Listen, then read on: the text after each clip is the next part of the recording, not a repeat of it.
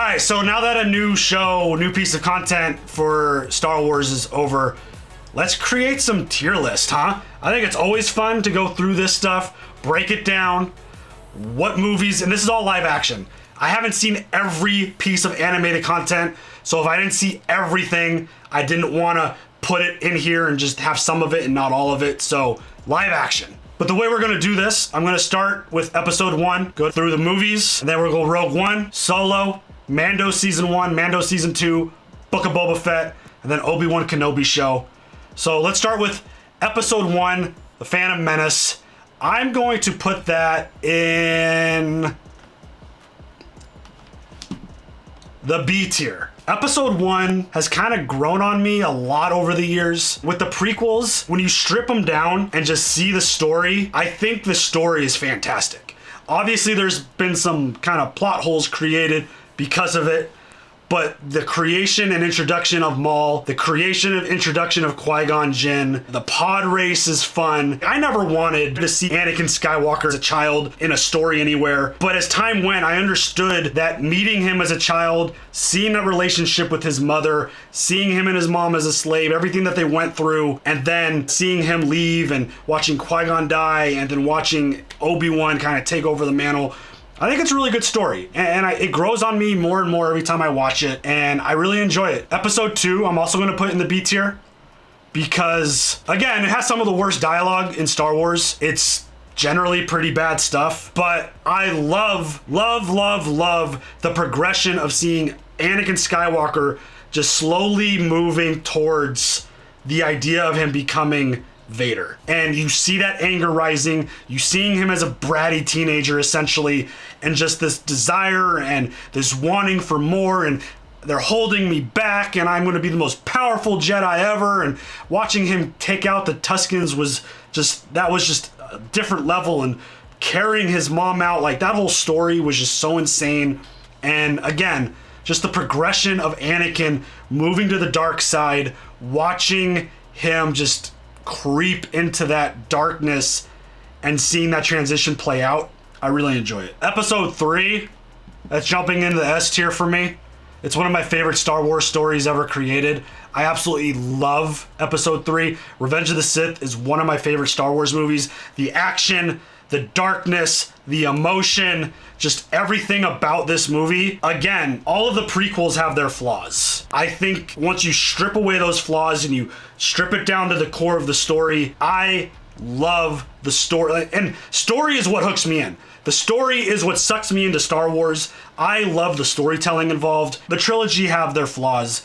I'm kind of grading these a little bit on a curve because of that, and I focus more on the overall story, as you'll kind of see later with some of my rankings, because some of the later movies are absolutely epic looking, but the story is poo-poo, so they'll end up in a certain spot. But overall, the prequels, I think they get a pretty bad rap. I know visually they don't look great because like they're not actually in like a practical environment. Most of the movie is on green and blue screen, and it just doesn't look natural, and a lot of the dialogue is pretty whack, but overall I really just kind of love the story. It's cohesive from start to finish. The story is pretty smooth. Obviously, again, there are plot holes that are created because of the story, but again, strip it down, I very much love the trilogy and really like the story. Episode 4, A New Hope. So this is where my rankings are going to be a little weird, because I actually rank A New Hope ahead of Revenge of the Sith, but I'm putting A New Hope as an A. It's the first movie. I love Luke Skywalker. I love everything about A New Hope. I think it's so good. Everything about the original trilogy is my favorite. I'm just gonna say it. This might be a little weird to like put something there when I actually rank it, like officially rank it higher. It's just a weird thing. Again, grading the prequels kind of on a curve. But I love A New Hope. I love the introduction of old Obi-Wan. I love the introduction of Luke and Vader and that story. And I thought it was a great base for a really awesome trilogy. Empire Strikes Back, Episode 5. That is S tier without question. I think top to bottom, the best Star Wars movie ever created. Best and favorites are two different things. But again, I think Episode 5 is the best. And just getting more of the story, watching Luke training, getting more with Vader and that whole interaction and the I'm your father, that whole thing. And just, I thought top to bottom, just the story, the action, the writing, everything about it is just the best Star Wars, I think. I think it's easily the best from top to bottom, and obviously that jumps into the S tier. Return of the Jedi, Episode 6. Also S tier, and that is my number one favorite movie in Star Wars. Spoiler alert, we still got a bunch of stuff down here to rank, but Return of the Jedi is my favorite. I think the overall story, the emotion, the stuff that happens, the Vader redemption, Yoda passing away and sharing that kind of the official confirmation that Vader is Luke's father, just everything that gets revealed. The Ewoks, yes, they're silly. Them killing stormtroopers by bonking them on the head, silly. It doesn't do enough to take me out of the movie as a fan. Again, I think Empire Strikes Back is the better movie. Return of the Jedi is my favorite movie. I think it is so much fun, and again, it all goes back to the emotions and just everything that plays into it, the official confirmation, and just building things up to where we go. And I'm on record kind of saying, like, the reveal with Vader in Empire Strikes Back versus the actual confirmation from Yoda, I think the confirmation from Yoda is stronger. We're not, like, if we're watching that movie in the original time and we're watching it there live for the first time, we're not supposed to believe the bad guy in that moment. I don't believe we're supposed to believe Vader. He's just trying to do something to try to bring something powerful into his kind of control. And then when he reveals that he is his father, it's like, is he though? And then when Yoda confirms it, I feel like that's the more powerful story. All right, let's get into the good stuff. The sequel trilogy. Starting with Episode 7, The Force Awakens. This is a movie that I loved when I first watched it. I thought it was a great foundation starter for the sequel trilogy. I don't necessarily subscribe to the idea that it was a remake of the original trilogy. I think it was easily the best sequel trilogy movie, but the more I watch it, the more I don't enjoy it because of what proceeds after it. But still, I will give The Force Awakens a C. I think the foundation for a great story was started with this movie. Rey's story, whatever your opinion is of that, Kylo Ren, who I think is a phenomenal character. I think he is by far the best written character in the sequels. I love Kylo Ren. I love the start of Finn's story, and it's part of the reason why The Force Awakens drives me so crazy, because I firmly believe that the very beginning seeds were planted for The Force Awakens to be more about Finn than Rey. Like, Rey, obviously, powerful Force user. But I think The Force Awakens, by the end of the trilogy, if we stayed on the same track, would have been more about Finn than Rey. Like, I truly believe that seed was planted, and I felt like it was the perfect slow burn for a character like Finn, who stormtrooper, defected from the First Order, finding his way, following everything through the Force, and just stuff happening, and then his journey going to the end and becoming a Jedi. Like, I really thought that seed was planted, and I thought the potential for that story was great. Poe, awesome. Such a good pilot. He's so much fun, so charismatic, so much attitude, so confident in everything that he does. I love it. And I thought it was great. I thought the introduction to Snoke was super intriguing. And yeah, I really thought The Force Awakens was a great base. I thought it was a perfect foundation. The way Rey finds the lightsaber and has that vision and all that stuff, and kind of just setting the tone for what I thought could be a really good trilogy. But we jump into Episode 8, The Last Jedi, and that is going in my solo tier. I've beat this drum to death at this point. I don't have any problem with Luke Skywalker making the shift in character that he made in this movie. My problem is that it wasn't hashed out enough visually as a story. I really believe if they would have given us some moments with Luke and his students, getting to know his students, seeing his academy a little bit, seeing the students' faces, maybe seeing a young Ben Solo as a child, something to get us engaged and caring about his students, seeing how close he is with them, and then showing us a little bit like they did in Revenge of the Sith, showing us a little bit of Kylo Ren doing what he did to the whole situation. I think that would carry so much weight and would have so much impact. For someone whose favorite character is Luke Skywalker, I needed more story, more visual storytelling to show me that shift. There's a lot that's really good about this movie.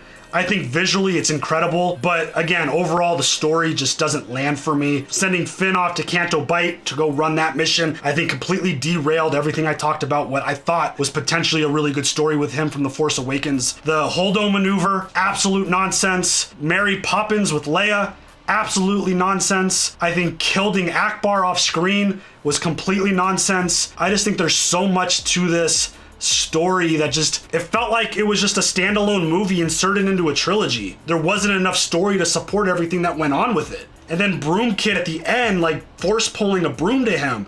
Like that might not seem like a big deal to a lot of people, but the fact that we have met Anakin Skywalker as a child and he wasn't force pulling things to him. He might have been using the Force in terms of the Force controlling his actions while he was like pod racing, but that wasn't him physically using the Force.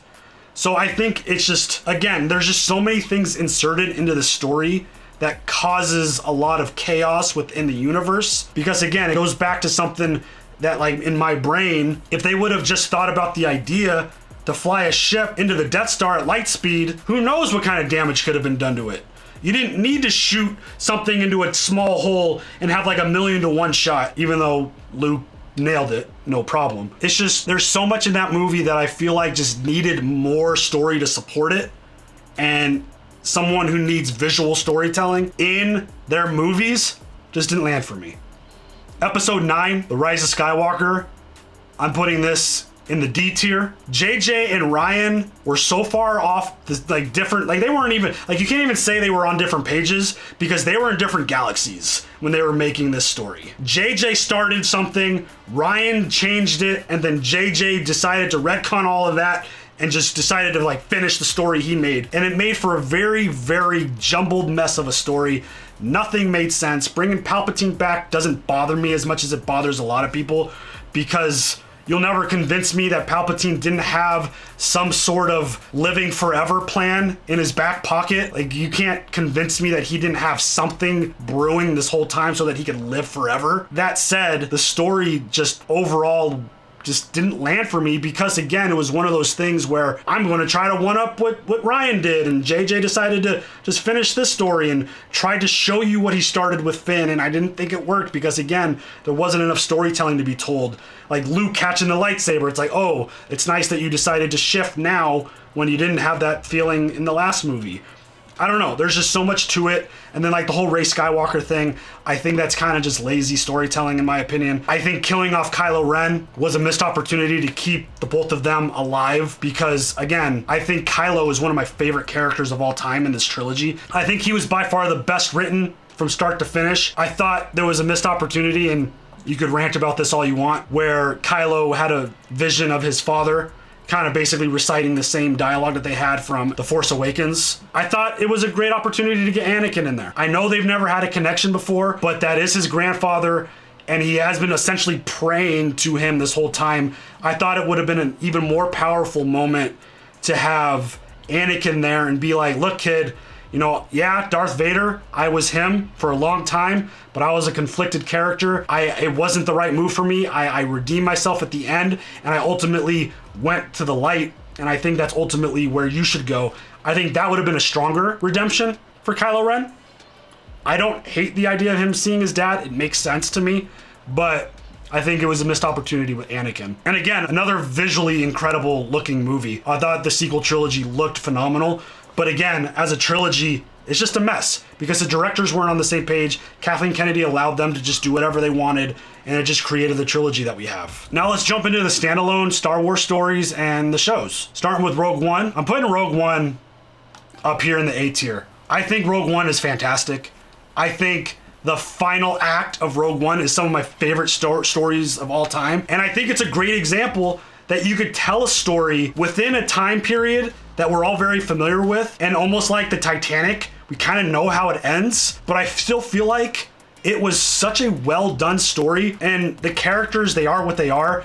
I really enjoyed most of the characters, but it really comes down to that final act for me. That space battle is probably one of my favorite space battles in all of Star Wars, And up until the Obi-Wan show, it was easily the most badass Darth Vader scene that we've ever seen live action. So that alone, I feel like makes it an A. I love the story. I love the stakes that we're playing with here. I love that they filled, instead of creating a story hole, they filled a hole with the story.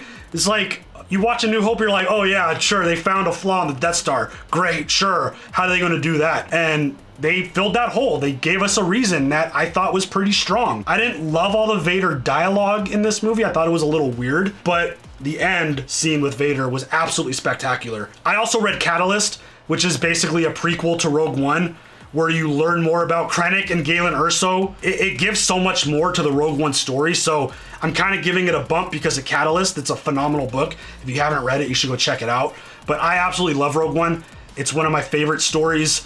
I think it's probably, well, based off of my rankings, I think it is the best Disney Star Wars movie.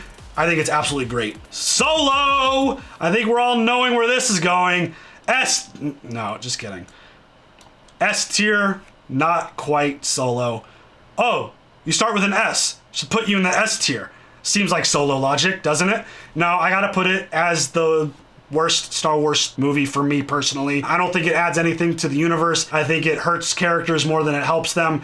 It basically just gives us things that we already knew existed and kind of made them not as interesting. The Sabacc game, the Kessel Run, Chewie and Han meeting, Han getting his name, so much to it, just a bunch of stuff that we already knew played out. And when you see a movie like Rogue One, where they did a good job telling a story where we already knew the outcome, I think Solo is an example on the opposite end of the spectrum, where they told us a story based around these two dice that literally have no impact on the universe of Star Wars until episode 8, which I think it's a lame thing to insert into a prequel story. That said, I think Solo's a lot of fun. I think it's a fun movie. I think the whole situation with Enfys Nest, I think, is great. I really hope we get to see her soon in some of this new content that's coming out, because it's geared around the kind of creation of the rebellion, and that's what Enfys Nest was about. I hope we get her, hopefully in the Andor show, maybe season 2 of the Bad Batch, who knows? And then the Kira, like, I thought inserting Maul the way they did was really silly. Like, I'm gonna stand up,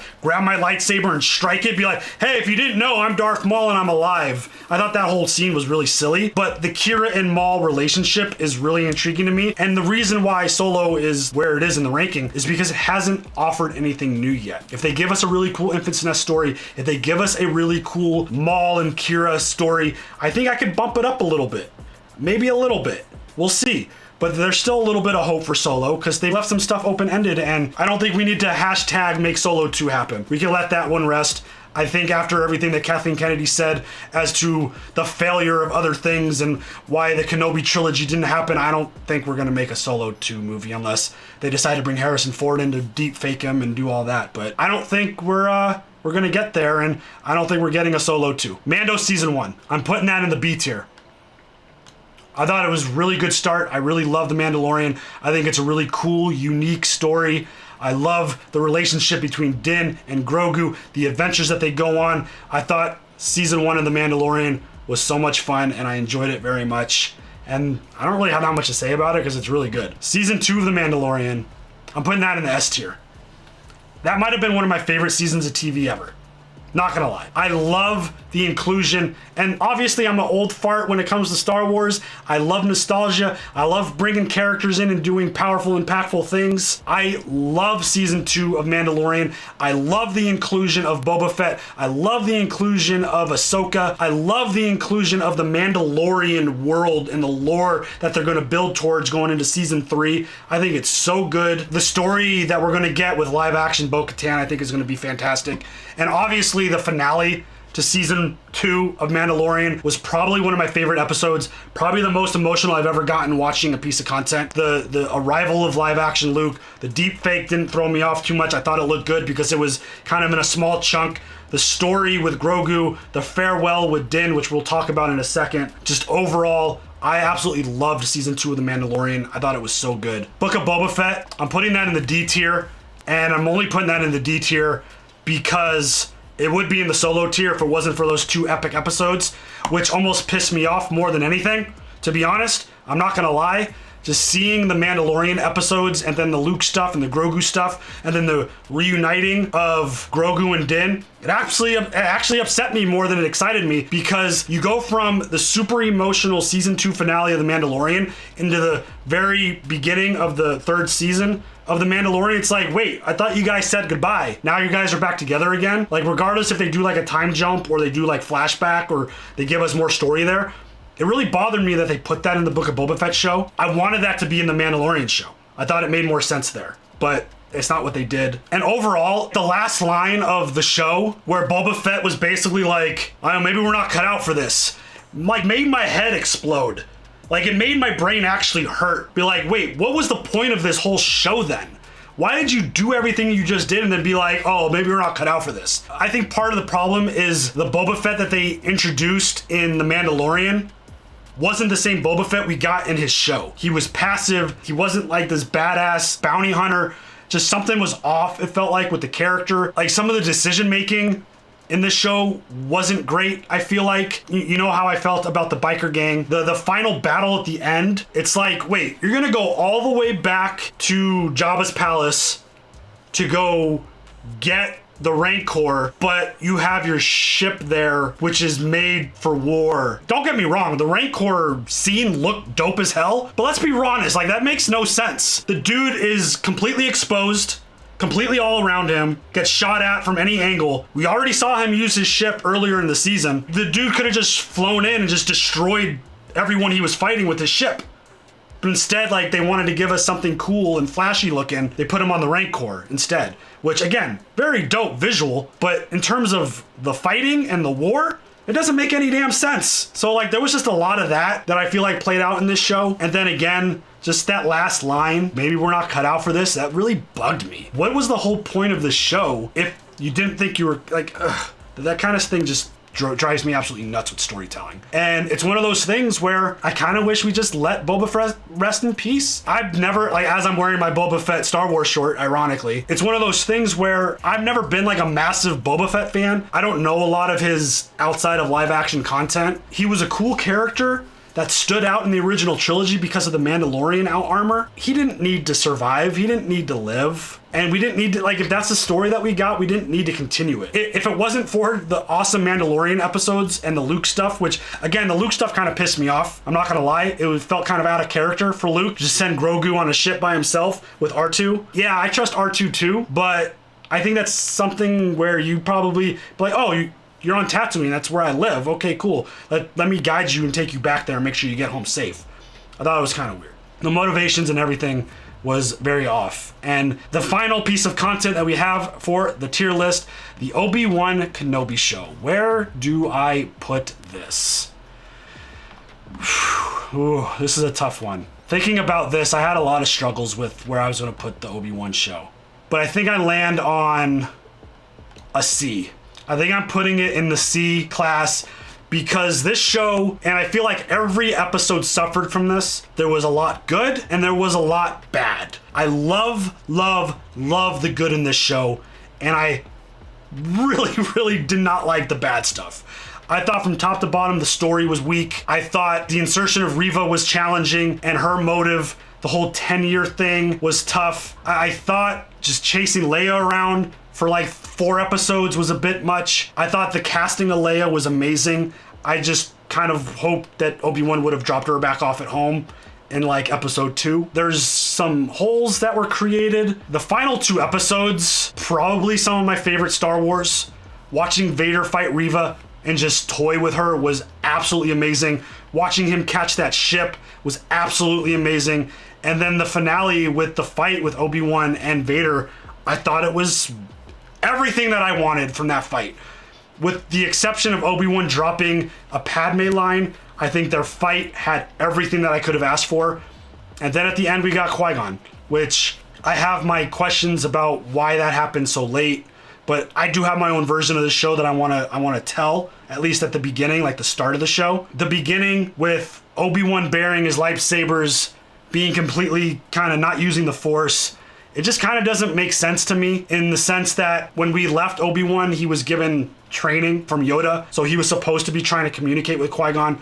I think 10 years is way too long for him to not find out about Anakin and Vader. I thought Reva being the one to tell him doesn't work for me. Leaving Reva alive at the end doesn't work for me. No one's supposed to know about Luke, and she knows where Luke lives, who Luke is, and that is just something that Obi-Wan is not supposed to allow. The fact that Reva was stabbed as a youngling, and we got confirmation from the original writer who was going to do the movies, and the creator of the Reva character confirmed that Reva was stabbed as a youngling. That bothers me. I need more story around that, because no youngling in the history of younglings should be able to take a stab through the stomach from Anakin Skywalker or Darth Vader. That just doesn't make sense. You're gonna need more. You're gonna need more now. Gonna need us more of that story. But I really the things that I really appreciate were the conversation that Obi-Wan had with Leia at the end, because as it was playing out, I'm like, these two are too close. This is a bond that is massive. They are so close now. Leia's actions and reactions to Obi-Wan didn't fully line up for me in A New Hope, but the conversation, I feel like, did a really good job of putting that to bed and basically solidifying, hey, if you need to reach out to me again, you need to be cautious, or else both of our lives can be in danger. And I really appreciated that line. I mean, the dialogue between Vader and Obi-Wan at the end was so good. McGregor's acting in that finale, flawless. Him slicing Vader's mask off was so good, and then hearing Hayden's voice going in and out between James Earl Jones and his, I thought was awesome. I thought that whole scene was great. Obviously, Kenobi probably should have killed him, but you can't kill Vader, so it's not something worth complaining about. I don't personally need a season 2. I thought the finale was strong enough. But yeah, overall, I would give it a C, because there's a lot that I really loved about Kenobi, but at the same time, there was a lot that I really did not love about Kenobi. So there you have it. My tier list. Episode 6, Episode 5, Episode 3, and Season 2 of The Mandalorian in the S tier. Episode 4 and Rogue One in the A tier. Episode 1, 2, and Season 1 of The Mandalorian in the B tier. Episode 7 and Obi-Wan in the C tier. Episode 9 and Boba Fett, Book of Boba Fett in the D tier. And getting the super special Solo tier, Episode 8 and Solo: A Star Wars Story. So there it is.